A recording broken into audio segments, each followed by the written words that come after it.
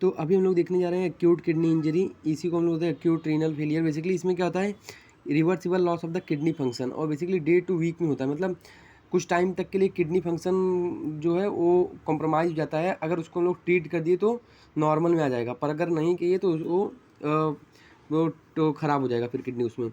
Then इसमें हम लोग, इसमें होता क्या है कि इसमें जो GFR है, GFR डिक्रीज हो जाता है, सीरम क्रिएटिनिन डिक्रीज हो जाता है, यूरिन आउटपुट डिक्रीज हो जाता है, ठीक है ना। और ब्लड यूरिया नाइट्रोजन ये सब क्या होते हैं, बढ़ जाते हैं। सीरम क्रिएटिनिन जो होता है, सीरम क्रिएटिनिन बढ़ जाता है, सीरम क्रिएटिनिन भी बढ़ जाता है। यूरिन आउटपुट डिक्रीज होगा, GFR डिक्रीज होगा, ब्लड यूरिया नाइट्रोजन इंक्रीज हो जाता है। उसके बाद यूरिक एसिड का लेवल भी क्या होता है, इंक्रीज हो जाता है, ठीक है ना। अब यूरिन आउटपुट डिक्रीज तो ओलिगो यूरिया, एन यूरिया ये सब मिलेगा। ओलिगो यूरिया मतलब less than 500 ml urine per day, और इसमें less than 50 ml urine per day, ठीक है, एन यूरिया, ठीक है। उसके बाद बेसिकली इसका कॉज क्या होता है एक्यूट रीनल फेलियर का, तो इसमें 3 चीज़ें हैं। एक तो है प्री रीनल, उसके बाद रीनल, उसके बाद पोस्ट रीनल।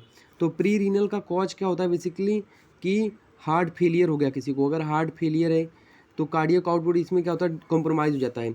या फिर बॉडी फ्लूइड लॉस मतलब यहाँ पे कोई सेप्टिक शॉक हो गया, या फिर कोई हिमरेज वगैरह हो गया, या फिर कोई वोमिटिंग हो गया, बहुत ज़्यादा वोमिटिंग हो गया, सीवियर वोमिटिंग, तो ये बॉडी फ्लूइड लॉस करा देगा। और इसमें क्या होता है, इसमें ब्लड वॉल्यूम और बीपी दोनों क्या होता है, कम होता है। ब्लड वॉल्यूम, बीपी ये दोनों क्या होता है आपको, इसमें दोनों क्या होता है, कम होता है, ठीक है। उसके बाद इसमें क्या होता है ट्रीटमेंट। अब इसमें ट्रीटमेंट हम लोग क्या देंगे, IV फ्लूइड हम लोग दे देंगे, IV फ्लूइड हम लोग ट्रीटमेंट देंगे।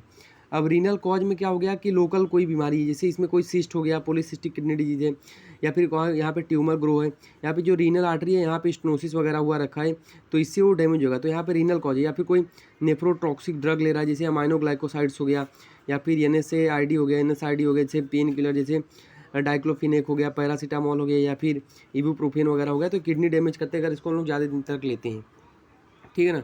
उसके बाद अब इसका ट्रीटमेंट क्या होता है, कॉज क्या होता है कि कॉज को हटा देना, मतलब जो ड्रग अगर ले रहे हैं तो उसको हम लोग नहीं लेंगे।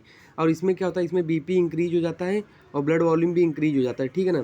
तो इसमें BP और ब्लड वॉल्यूम दोनों इंक्रीज हो जाता है, तो इसमें पेरिकार्डियल इफ्यूजन वगैरह अपने को मिलता है, प्लूरल इफ्यूजन वगैरह मिलता है, क्योंकि पानी एक्सक्रीट नहीं हो रहा है ना, इसमें भी वो चीज़ मिलेगी पहले वाले में भी। और इसमें ट्रीटमेंट क्या होता है कि कॉज को हम लोग क्या करेंगे, हटा देंगे, और प्लस लाइजिक्स का इंजेक्शन देते हैं, लाइजिक्स 40 mg BD देते हैं, लाइजिक्स 40 mg हम जो BD देते हैं, ताकि क्या हो, बॉडी फ्लूइड हम लोग हटाएं, बॉडी फ्लूइड लॉस कराएं, उसको जो वेसल में ज़्यादा पानी है उसको हटाएं, ताकि यहाँ पे प्लूरल पेरिकार्डियल फ्यूजन वगैरह ना आए। पोस्ट रीनल में कॉज क्या होता है, कोई ऑब्स्ट्रक्शन हो गया, मतलब कोई यहाँ पे यूरेटर में स्टोन हो गया, ब्लैडर में स्टोन हो गया, या फिर यहाँ पे BPH वगैरह हो गया, BPH हो गया, तो ये हाइड्रोनेफ्रोसिस करके किडनी को डैमेज करता है। तो इसमें क्या हम लोग सर्जरी करते हैं। अब बेसिकली और किडनी में बात करूँ तो इसमें हम लोग इन्वेस्टिगेशन क्या कराते हैं, हम लोग कराते हैं सीरम इलेक्ट्रोलाइट हम लोग कराते हैं, क्योंकि यहाँ पे हाइपोनेट्रेमिया, उसके बाद हाइपरकैलेमिया दिखता है। उसके बाद मेटाबॉलिक एसिडोसिस क्यों दिखेगा, क्योंकि सोडियम हाइड्रोजन एक्सक्रीट नहीं होता, इसलिए मेटाबॉलिक एसिडोसिस अपने को यहाँ पे मिलता है, मेटाबॉलिक एसिडोसिस। तो इसके लिए 50 ml ऑफ 8.4% हम लोग क्या होता है, सोडियम बाइकार्बोनेट का यूज करते हैं।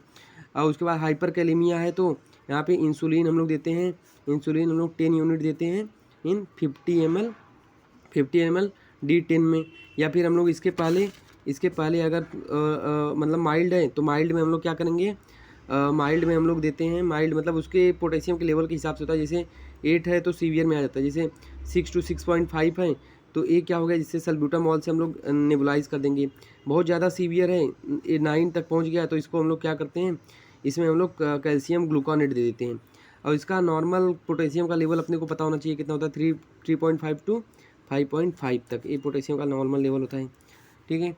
उसके बाद इन्वेस्टिगेशन तो मैंने, और इन्वेस्टिगेशन में USG कराएंगे और KFT कराएंगे। KFT से सब पता चल जाता है, सीरम क्रिएटिनिन कितना है, सीरम ब्लड यूरिया नाइट्रोजन कितना है, यूरिक एसिड कितना है, ठीक है।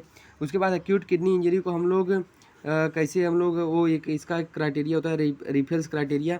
इसमें हम लोग क्रिएटिनिन का लेवल देखते हैं इसमें, क्योंकि अगर स्टेज फर्स्ट है तो सीरम क्रिएटिनिन 1.5 से ज़्यादा बढ़ गया होगा, अपना मतलब जितना है उसका मल्टीप्लाई 1.5 से ज़्यादा बढ़ गया होगा।